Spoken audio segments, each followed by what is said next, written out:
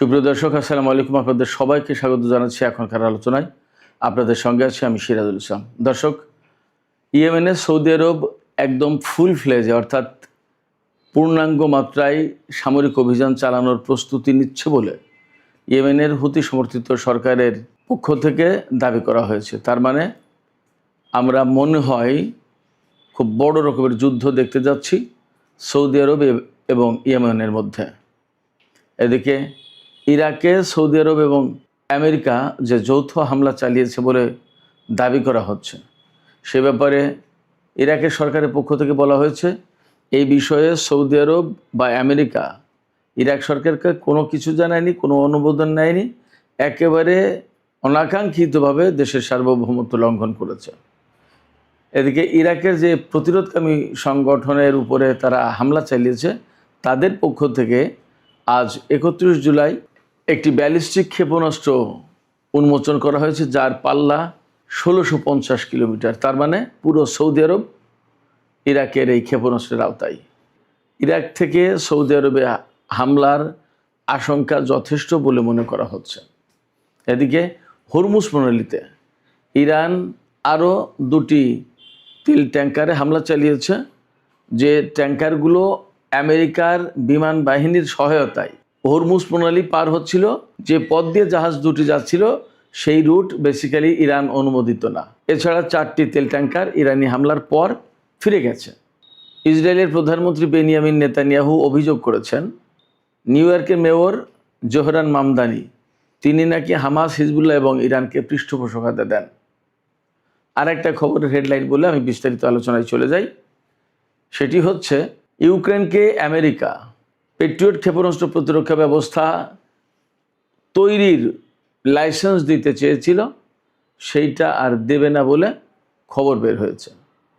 তো সুপ্রিয় দর্শক, আমি এতক্ষণ যে বিষয়গুলো বললাম এই বিষয়গুলো নিয়েই বিস্তারিত আলোচনা করার চেষ্টা করব। আশা করি আলোচনা ভালো লাগবে, আর যদি ভালো লাগে তাহলে শেষ পর্যন্ত সঙ্গে থাকবেন, আর ভিডিওতে লাইক, কমেন্ট, শেয়ার করে চ্যানেলটির সাথেই থাকবেন। দর্শক, চলুন আমরা বিস্তারিত আলোচনা করি। ইয়েমেনের হুতি আনসারুল্লাহ আন্দোলনের প্রধান আব্দুল মালেক আল হুতি তিনি এক কড়া বক্তৃতা দিয়েছেন, ভাষণ দিয়েছেন জাতির উদ্দেশ্যে। সেই ভাষণে তিনি জানিয়েছেন যে সৌদি আরব সম্ভবত ইয়েমেনের বিরুদ্ধে সর্বাত্মক অভিযান চালাতে যাচ্ছে, এবং এই অভিযানটা স্থল, আকাশ এবং সমুদ্র 3 পথেই হতে পারে। এবং এই 3 পথে অভিযান চালাতে গেলে সৌদি আরবের যে বিপুল পরিমাণের সেনা এবং সামরিক শক্তি দরকার, সেইগুলো জোগাড় করার জন্য সৌদি আরব এরই মধ্যে তৎপরতা শুরু করেছে। এবং ইয়েমেনের পূর্বাঞ্চলে অর্থাৎ হুতি নিয়ন্ত্রিত এলাকার বাইরে যে সমস্ত সৌদি সেনা মোতায়েন ছিল তাদেরকে সৌদি আরব ইয়েমেন সীমান্ত যেটা পশ্চিম দিকে, ওদিকে সরিয়ে নেওয়া হয়েছে। এবং এরই মধ্যে আমরা তো খবর পেয়েছি যে 15 জাতির সমন্বয়ে একটা আন্তর্জাতিক জোট গড়ে তোলার চেষ্টা করছে, যে জোট লোহিত সাগর এবং বাব আল মানদেব প্রণালী দিয়ে জাহাজ চলাচল নিরাপদ করবে এবং উন্মুক্ত করবে। তার মানে সেখানেও একটা বড় সংঘাতের আশঙ্কা আছে। আমি এখানে একটু উল্লেখ করি, 2015 সালে সৌদি আরব এবং ইয়েমেনের মধ্যে যে সংঘাত শুরু হয়েছিল তার মূল কারণ ছিল কয়েকটা। একটা বড় কারণ এই বাব আল মানদেব প্রণালীর নিয়ন্ত্রণ নেওয়া, 1।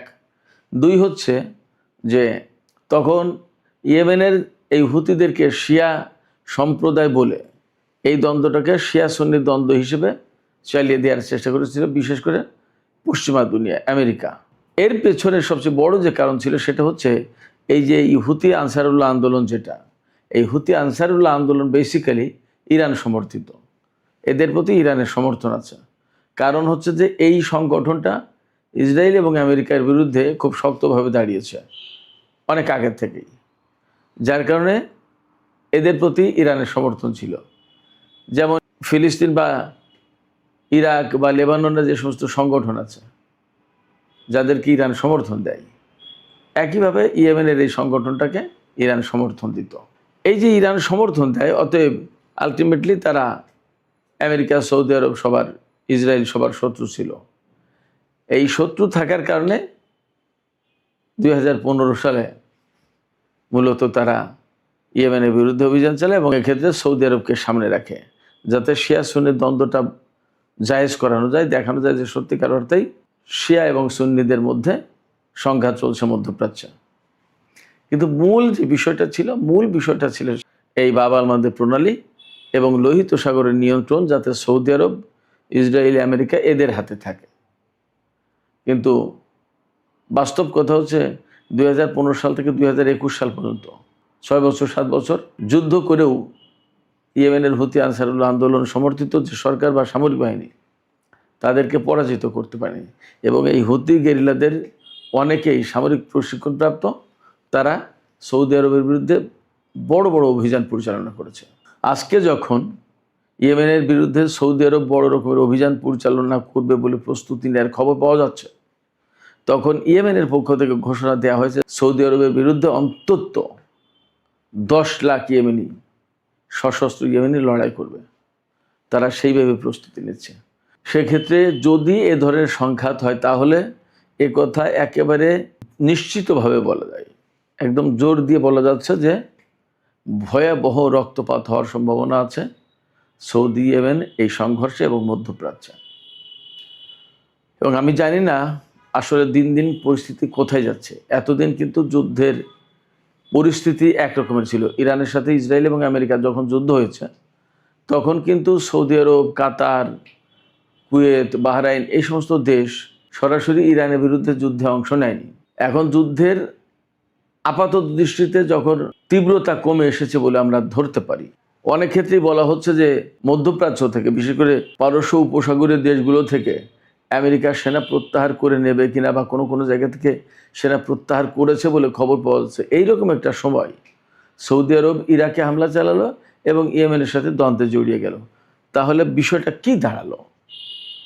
তাহলে ব্যাপারটা কি আমেরিকা সৌদি আরবকে এই মধ্যপ্রাচ্যের যুদ্ধে জড়িয়ে দিয়ে আস্তে আস্তে সে এখান থেকে সরে পড়তে চায় কিনা, নাকি সৌদি আরবকে জড়িয়ে দিয়ে মধ্যপ্রাচ্যে বৃহত্তর একটা দ্বন্দ্ব সংঘাত লাগিয়ে দিতে চাই? আসলে কোন পলিটিক্স, কোন পলিসি যে কাজ করছে বলা মুশকিল, বোঝা মুশকিল। যে সময় ধারণা করা হচ্ছিল বা আলাপ আলোচনা চলছিল যে সৌদি আরব, পাকিস্তান, তুরস্ক, কাতার, ইরান এরা মিলে একটা আঞ্চলিক জোট গঠন করতে পারে, ইরান যদি নাও থাকে তাহলে এই দেশগুলো একটা আঞ্চলিক জোট গঠন করতে পারে এবং মধ্যপ্রাচ্যের স্থিতিশীলতা ফিরিয়ে আনতে এই জোটটা বিরাট কার্যকরী ভূমিকা পালন করবে। সেই জায়গায় সৌদি আরব এখন এমন একটা জোট গঠন করতে যাচ্ছে বলে আন্তর্জাতিক এবং দেশীয় গণমাধ্যমে খবর বের হচ্ছে, আমাদের দেশীয় গণমাধ্যমে খবর বের হচ্ছে যে জোট ইয়েমেনের বিরুদ্ধে লড়াই করতে যাচ্ছে বলে আশঙ্কা করা হচ্ছে। এটা যদি হয় তাহলে একেবারে মুসলিম বিশ্ব, মিডল ইস্ট, মুসলিম মিল্লাত একেবারে ধ্বংস হয়ে যাবে, মারাত্মক রকমের ক্ষতিগ্রস্ত হবে। এবং এটাই তো চেয়েছিল পশ্চিমা কিছু দেশ। এগুলো কেন বুঝতে পারছে না মধ্যপ্রাচ্যের মুসলিম দেশগুলো, আমি ঠিক পরিষ্কার না। যাই হোক, আমরা আর একটা প্রসঙ্গে আলাপ করি। এই মধ্যপ্রাচ্যের আলোচনায় যখন হচ্ছে তখন বলি যে ইরাকের প্রতিরোধকামী সংগঠন হাসতাস সাবি, যেটা পপুলার মোবিলাইজেশন ইউনিট, তাদের পক্ষ থেকে আজকে একটি ক্ষেপণাস্ত্র প্রদর্শন করা হয়েছে এবং উন্মোচন করা হয়েছে, যে ক্ষেপণাস্ত্রের পাল্লা 1650 কিলোমিটার। এটা ব্যালিস্টিক ক্ষেপণাস্ত্র, 1650 কিলোমিটার দূরে আঘাত আনতে পারে। তার মানে পুরো সৌদি আরব সম্ভবত এই ক্ষেপণাস্ত্রের আওতায়। সেক্ষেত্রে খুব সম্প্রতি সৌদি আরব এবং আমেরিকা ইরাকের উপরে যে হামলা চালিয়েছে, সেই হামলার জবাব সম্ভবত ইরাকের প্রতিরোধকামী সংগঠন দিতে যাচ্ছে সৌদি আরবকে। আর মধ্যপ্রাচ্যে মার্কিন ঘাঁটিগুলো তো ইরানের হামলার লক্ষ্যবস্তু হয়ে আছেই। আজকেও আমি দুপুরে ভিডিওতে বলেছিলাম যে কুয়েতে হামলা চালিয়েছে, পরবর্তীতে জানা গেল যে বাহরাইনেও হামলা চালিয়েছে ইরান। এদিকে আজকে ইরান যে মার্কিন ঘাঁটিগুলোতে হামলা চালিয়েছে, এর বাইরেও হরমুজ প্রণালীতে কিছু ঘটনা আছে। আমেরিকার সামরিক বাহিনী, বিশেষ করে বিমান বাহিনী, তাদের বিমান শক্তি দিয়ে, বিমানের ছত্রছায়ায় অর্থাৎ বিমান নিরাপত্তা দিয়ে 2টি তেল ট্যাঙ্কারকে হরমুজ প্রণালী পার করে নিয়ে যাচ্ছিল। মূলত এই 2টি জাহাজ ওই ওমান উপকূল দিয়ে নিয়ে যাওয়ার চেষ্টা করছিল, যেটা ইরান থেকে দূরে। আর ইরান দেখিয়ে দিয়েছে যে জাহাজ চলাচল যা করবে, তাদের যে নির্দেশিত পথ, তারা যে দেখিয়ে দিয়েছে যে এই রুটে যাবে, এই রুটে যাবে, সেই রুটে যায়নি। তার মানে আমেরিকা তাদের শক্তি প্রয়োগ করে জাহাজ 2টি নিয়ে যাচ্ছিল। কিন্তু ইরান দুটো জাহাজে হামলা চালিয়েছে। হামলা চালালে ওখানেই অচল হয়ে বা দাঁড়িয়ে আছে জাহাজ দুটো। আর 4টি জাহাজ তার পেছনে ছিল, সেই 4টি জাহাজ, ওই 4টি জাহাজ ফিরে গেছে। তার মানে আমেরিকা আজকেও অর্থাৎ 31 জুলাই জাহাজ, তেলবাহী জাহাজ পার করতে পারলো না হরমুজ প্রণালী। শুধু তাই না দর্শক, আমি আপনাদেরকে আর একটা কথা বলি। হরমুজ প্রণালী সেই 40 দিনের যুদ্ধের সময় যখন থেকে আটকে দিয়েছে ইরান, অর্থাৎ মার্কিন বাহিনীর এখানে প্রবেশ নিষেধ, এরপর থেকে একদিনের জন্য আমেরিকার সেনারা হরমুজ প্রণালীর ধারে কাছেই যায়নি। যখনই ইরানের ক্ষেপণাস্ত্রের আওতায় চলে এসেছে তাদের কোনো যুদ্ধজাহাজ, তখনই ওয়ার্নিং দিয়েছে, মেসেজ পাঠিয়েছে, সিগন্যাল পাঠিয়েছে, অথবা ক্ষেপণাস্ত্র বা ড্রোন হামলা চালিয়ে তাড়িয়ে দিয়েছে। ভয় দেখিয়েছে ইরান, তারা চলে গেছে। তো হরমুজ প্রণালী অ্যাকচুয়ালি আমেরিকা যে খুলতে পারলো না, এটা পরিষ্কার। এদিকে মিডল ইস্ট ইরান কেন্দ্রিক আর একটা খবর আছে আমেরিকার। মার্কিন প্রেসিডেন্ট ডোনাল্ড ট্রাম্প ক্যাম্প ডেভিডে তার মন্ত্রী সভার সব সদস্যের সঙ্গে বৈঠকে বসেছেন। এই কিছুক্ষণ আগের খবর। এই ক্যাম্প ডেভিডে সাধারণত বড় কোনো সিদ্ধান্ত হতে গেলে মার্কিন প্রেসিডেন্ট তার মন্ত্রিসভার সদস্যদের নিয়ে বৈঠকে বসেন। আজকেও কিন্তু তাই। আজকে কিন্তু সপ্তাহের প্রায় শেষ দিন, আর একদিন আছে আমেরিকায়, শুক্রবার। আজকে বৃহস্পতিবার, একদিন পরে শুক্রবার, শনি রবি 2 দিন কিন্তু আমেরিকায় বন্ধ। এবং ইসরায়েলের প্রধানমন্ত্রী বেনিয়ামিন নেতানিয়াহু সম্প্রতি আমেরিকা সফর করেছেন এবং ধারণা করা হচ্ছে তার এই সফরের পর আমেরিকা ইসরায়েল মিলে ইরানের বিরুদ্ধে অভিযান চালাতে পারে। তো এই যে আজকের যে ক্যাম্প ডেভিডের বৈঠক, এই বৈঠকের পর মনে করা হচ্ছে কয়েকটা কারণ হতে পারে। একটা হতে পারে ইরানের বিরুদ্ধে বড় কোনো সিদ্ধান্ত নিতে যাচ্ছে, হামলা চালাতে পারে, এটা একটা। আরেকটা হতে পারে মধ্যপ্রাচ্য থেকে মার্কিন বাহিনীকে প্রত্যাহার করার ব্যাপারেও আলোচনা হতে পারে। কোনটা আমরা শিওর না, কারণ মধ্যপ্রাচ্যে আসলে আমেরিকার জন্য অনেক বেশি ব্যয়বহুল যুদ্ধ হয়ে যাচ্ছে। এই যুদ্ধ টানা খুব কঠিন ব্যাপার। এবং এই যে এই জুলাই মাসের প্রথম দিক থেকে যে ইরান এবং আমেরিকার মধ্যে যে যুদ্ধ শুরু হয়েছে, চলছে, এই যুদ্ধে কিন্তু বিপুল পরিমাণে ক্ষয়ক্ষতি হয়েছে মধ্যপ্রাচ্যে আমেরিকার ঘাঁটিগুলোতে। অনেক বিমান, অনেক হেলিকপ্টার, অনেক ড্রোন ধ্বংস হয়েছে, ঘাঁটিগুলো তছনছ হয়েছে এবং এই সময় অনেকগুলো সেনাও মারা গেছে। শুধু সেনা মারা না, অনেক সেনা আহত হয়েছে। আজকেই দেখলাম যে তাদের 3-4 দিন আগে যে সেনা আহত হওয়ার কথা ছিল যে 624, সেই জায়গায় আজকে দেখলাম যে তারা আপডেট করেছে 653 জন মার্কিন সেনা আহত হয়েছে। তার মানে এই কয়েকদিনে আরও অনেক সেনা আহত হয়েছে। তো এই যে আহত হওয়ার ঘটনা, তাহলে নিহত কি 2-1 জন মোটেই হচ্ছে না। ইরান কিন্তু বলেছে গতকালকে যে তারা গতকাল জর্দানের যে আল আজরাক বিমান ঘাঁটিতে হামলা চালিয়েছিল, সেখানে 3টি F-35 যুদ্ধ বিমান ধ্বংস হয়েছে, 3টি মারাত্মকভাবে ক্ষতিগ্রস্ত হয়েছে এবং অনেক অফিসার এবং টেকনিক্যাল অ্যান্ড মেইনটেন্যান্স পার্সোনাল হতাহত হয়েছে, আহত হয়েছে, নিহত হয়েছে। তো এই রকম একটা পরিস্থিতিতে আমেরিকা হয়তো মধ্যপ্রাচ্য থেকে সেনা প্রত্যাহারও করতে পারে, সেই সিদ্ধান্ত হতে পারে ক্যাম্প ডেভিডে। আবার ইরানের বিরুদ্ধে হামলার ব্যাপারেও আলোচনা হতে পারে। আবার এপাশে সৌদি আরব যে ইরাকের সাথে এবং ইয়েমেনের সাথে ফ্রন্ট খুলল যুদ্ধের, এই বিষয়টা নিয়েও গুরুত্বপূর্ণ আলোচনা হতে পারে। তবে আমার কাছে মনে হচ্ছে প্রথম এবং দ্বিতীয়টা, এই দুটোর যে কোনো একটা বিষয় নিয়ে খুব গুরুত্বপূর্ণ সিদ্ধান্ত নেওয়া হবে। আমরা সবই দেখতে পারবো, অপেক্ষায় থাকি। সুপ্রিয় দর্শক, আমরা এপাশে আরেকটু কথা বলি। সামাজিক যোগাযোগ মাধ্যমে সম্ভবত খবরটি দেখলাম যে কুয়েত থেকে মার্কিন সেনা প্রত্যাহারের বিষয়টি বিবেচনা করছে বা পর্যালোচনা করে দেখছে ট্রাম্প প্রশাসন। তার মানে আজকে যে ক্যাম্প ডেভিডের যে আলোচনা হচ্ছে আর এই কুয়েতের ব্যাপারটা অনেকটা মিলে যায় আমার দ্বিতীয় যে ধারণা, সেই ধারণার সাথে। দেখা আসলে কি হয়। আমি প্রথমে শিরোনামের সময় বলেছিলাম যে ইসরায়েলের প্রধানমন্ত্রী বেনিয়ামিন নেতানিয়াহু বলেছেন যে নিউ ইয়র্কের যে মেয়র জোহরান মামদানি, তিনি নাকি ইরান, হিজবুল্লাহ এবং হামাসকে সমর্থন করেন, পৃষ্ঠপোষকতা দেন। এই কথা কেন বলছেন? এর কয়েকদিন আগে মেয়র জোহরান মামদানি বলেছিলেন যে নেতানিয়াহু নিউ ইয়র্কে আসলে আমি তাকে গ্রেপ্তার করব। যদিও পরে মামদানি বলেছেন যে নিউ ইয়র্ক স্টেটের বা আমার মেয়র হিসেবে আসলে আমার সেই ক্ষমতা নেই, কারণ আমেরিকা ICCর সদস্য না, সেই কারণে ওই আইন আমেরিকার জন্য প্রযোজ্য না। তো ওই আইন প্রযোজ্য না হলেও নেতানিয়াহুর সাথে যে জোহরান মামদানির একটা বিরাট মানসিক দ্বন্দ্ব এবং দূরত্ব তৈরি হয়েছে, এতে কোনো সন্দেহ নেই।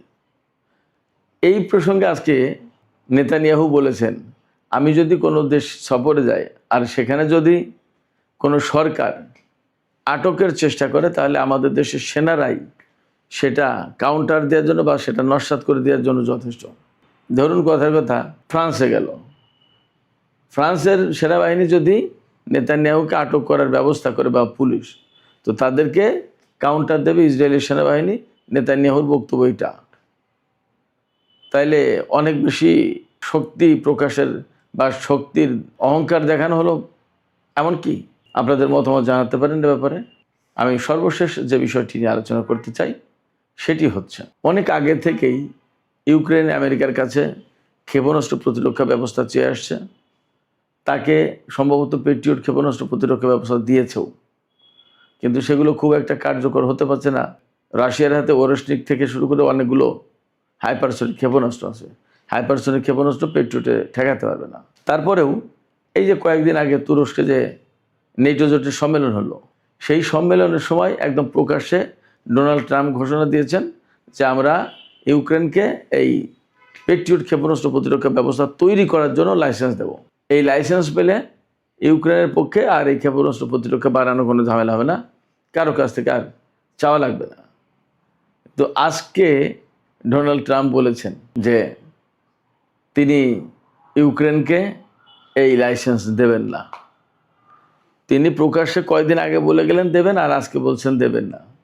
এই জায়গা থেকে আরেকবার একটা কথা পরিষ্কার হয়ে প্রমাণিত হয়, সেটা হচ্ছে যে ডোনাল্ড ট্রাম্প আসলে কাউকে কথা দিলে সেই কথা যে রাখবেন তার নিশ্চয়তা থাকে না। সুপ্রিয় দর্শক, আমি যে বক্তব্য দিলাম ট্রাম্পের এই ব্যাপারে, আমার এই বক্তব্যের সাথে কি আপনাদের কোনো দ্বিমত আছে?